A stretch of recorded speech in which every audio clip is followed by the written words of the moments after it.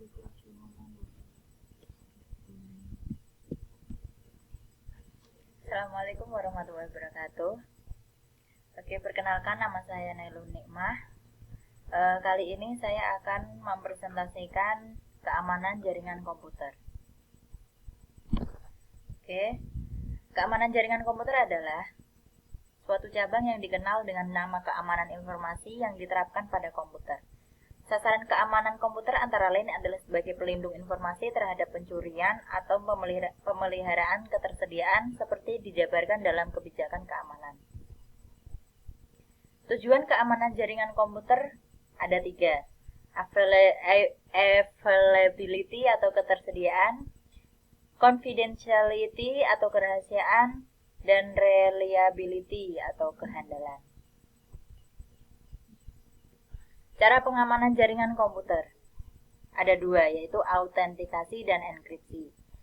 Autentikasi adalah proses pengenalan peralatan, sistem operasi kegiatan, aplikasi dan identitas user yang terhubung dengan jaringan komputer. Autentikasi tersebut dimulai pada saat user login ke jaringan dengan cara memasukkan password. Sedangkan tahapan autentikasinya adalah untuk mengetahui lokasi dari peralatan pada suatu simbol jaringan atau data link layer dan network layer.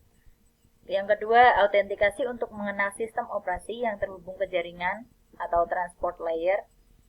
Yang ketiga, autentikasi untuk mengetahui fungsi atau proses yang sedang terjadi di suatu simbol jaringan atau session dan presentation layer.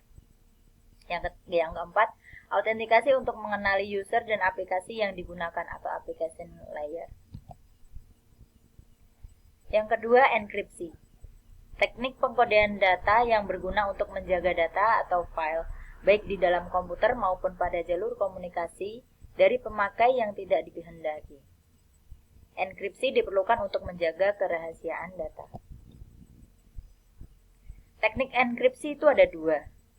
DES atau Data Encryption Standard dan RSA atau Reverse Shamir Edelman.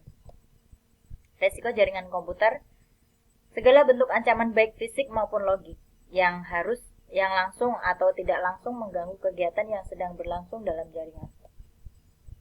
Faktor-faktor yang menyebabkan resikonya dalam jaringan komputer adalah ada 4, yaitu kelemahan manusia atau human error. Yang kedua, kelemahan perangkat keras komputer. Yang ketiga, kelemahan sistem operasi jaringan. Dan keempat, kelemahan sistem jaringan komunikasi. Ancaman jaringan komputer ada 2, fisik dan logik. Yang fisik ada beberapa kategori, ada beberapa macam. Di antaranya pencurian perangkat keras komputer atau perangkat jaringan, kerusakan pada komputer dan perangkat komunikasi jaringan, wiretapping, dan bencana alam.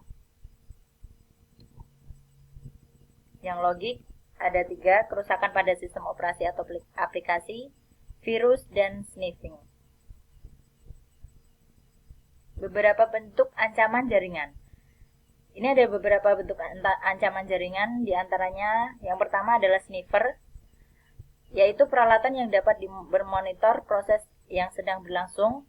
Spoofing, penggunaan komputer untuk meniru dengan cara menimpa identitas atau alamat IP.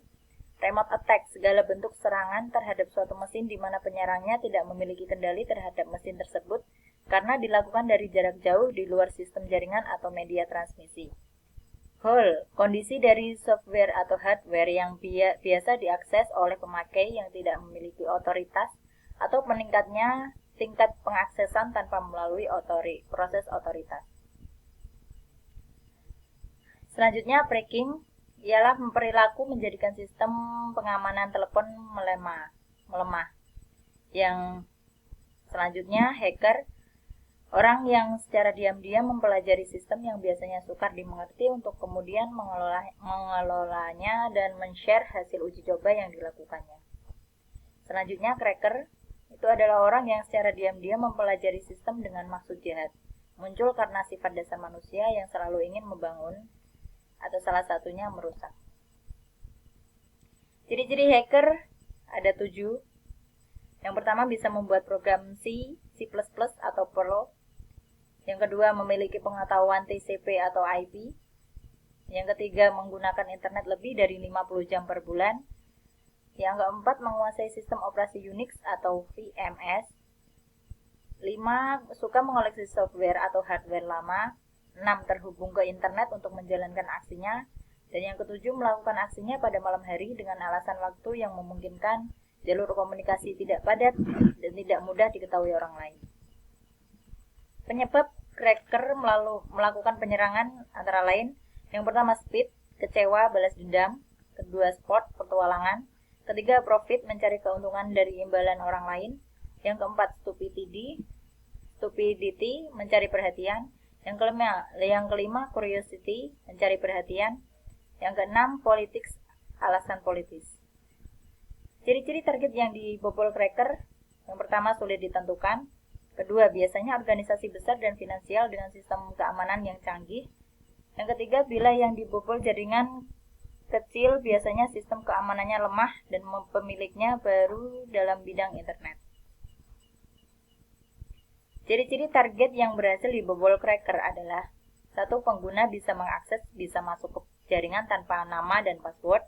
Pengganggu bisa mengakses, merusak, mengubah atau sejenisnya terhadap data. Pengganggu bisa mengambil alih kendali sistem hang, gagal bekerja, reboot, atau sistem berada dalam kondisi tidak dapat dioperasikan. Selanjutnya, pengertian firewall. Ialah suatu sistem proteksi untuk melaksanakan pengawasan lalu lintas paket data menuju atau meninggalkan sebuah jaringan komputer sehingga paket data yang telah diperiksa dapat diterima, ditolak, atau bahkan dimodifikasi terlebih dahulu sebelum memasuki atau meninggalkan jaringan tersebut. Kelebihan dan kekurangan firewall. Kelebihannya antara lain lebih mudah ditelusuri bila terjadi kesalahan konfigurasi karena firewall terbuat dalam versi bahasa script. Yang kedua, router dapat dengan mudah memantau klien. Yang ketiga, adanya default policy yang memberikan keamanan dari serangan yang dapat merugikan. Yang keempat, lebih mudah dalam maintenance dan update. Yang kelima, firewall dapat diterapkan pada perangkat jaringan biasa. Yang keenam, firewall memiliki performa yang tinggi karena dapat melakukan pengecekan terhadap banyak koneksi. Kekurangannya ada 2, dapat ditembus dari luar dan dapat ditembus dari dalam. Teknik kriptografi. Kriptografi berasal dari bahasa Yunani, terdiri dari 2 suku kata, yaitu kripto dan graphia. Kripto artinya menyembunyikan, sedangkan graphia artinya tulisan. Jadi, kriptografi adalah ilmu yang mempelajari teknik-teknik matematika yang berhubungan dengan aspek keamanan informasi. Serangan terhadap keamanan dapat dikategorikan 4 kategori utama.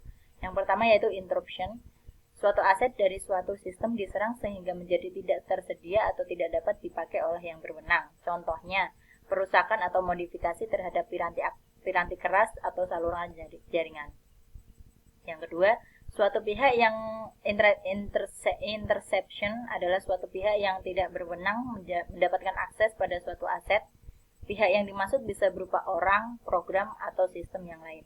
Contohnya, penyadapan terhadap data dalam suatu jaringan. Yang ketiga, modification.